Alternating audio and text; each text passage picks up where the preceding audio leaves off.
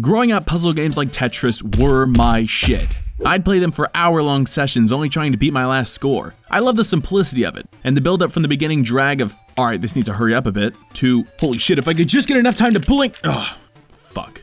It's amazing to me how shapes and a catchy tune can go on to capture me even though it's practically the same experience over and over again. I know it's just me, but it's interesting. So naturally, when I heard about the new free Pokemon puzzle game for the 3DS called Pokemon Shuffle, I was ecstatic. I mean, I loved Pokemon Puzzle Challenge for the Game Boy, enough to buy it on the Virtual Console just so I could still have it on the go. I mean, that game was awesome. But would a new freemium title for the 3DS match the difficulty, feel, and quality of the Game Boy game I grew up loving?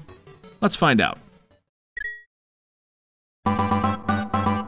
So Pokemon Shuffle is a match 3 puzzle game, meaning you have to match 3 or more of a certain type of block together. Very similar playstyle to the likes of Candy Crush. While this game isn't exactly new and innovative, I can't think of a single Pokemon puzzle game that is. You can move the blocks around with your stylus, and your only challenge in the normal mode is how many moves you can use in a game. In the beginning, you'll find that you have more than enough moves to complete a game. But later on, you might have more difficulty, which in my opinion is a very good thing, as there's no difficulty choice in this game. So for me, the more difficult, the better. You start off the game with a mandatory tutorial that lasts 11 games. Not exactly ideal, but it's a Pokemon game, so I'm keeping an open mind. In this time, you learn about how certain Pokemon have certain type advantages in games, and how Mega Evolution works with all this. We're also introduced to the reason this game was free.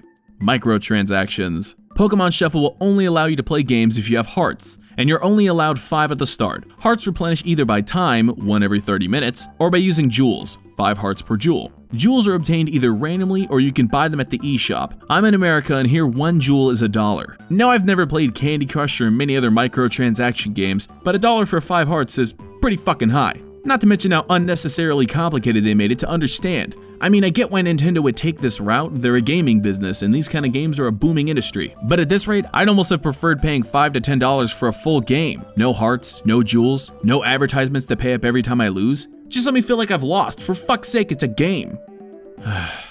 Aside from all that, the game actually isn't too great. Nothing out of the ordinary or surprising or remotely unique to set it apart from any other puzzle game, besides the whole Pokemon thing, but even that wasn't done well. You have type advantages and you can choose the 4 Pokemon that will be used during the game, but it never felt like it made a huge impact. You can catch wild Pokemon you find and add them to your party, but it doesn't feel rewarding at all. It just feels like I'm going through the motions of a list of scripted sequences. That's not what Pokemon's supposed to feel like. To top that off, catching Pokemon feels like the most bare bones experience of it all. I felt like I had nothing to do with the chance of them being caught. And even if I didn't catch them, it's not like I've lost anything valuable anyway.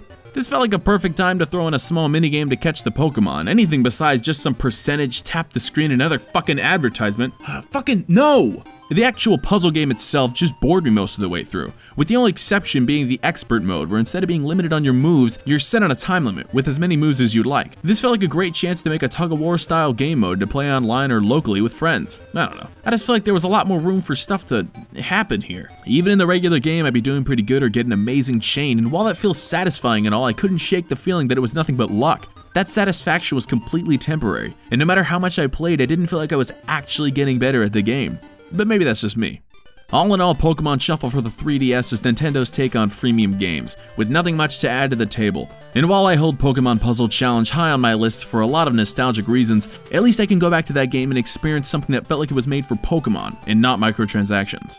I feel like with a bit more love and cheaper jewels, or maybe even selling a full game, this title would have turned out a lot better. But for now, it unfortunately stands as another reason for me to avoid most freemium games altogether. As it stands, I couldn't say I'd recommend this game. But if you're looking for a proper Pokemon puzzle game, you can find Pokemon Puzzle Challenge on the eShop for about $5 in America. A price well worth the game, and a game well worth the time. Thanks for watching.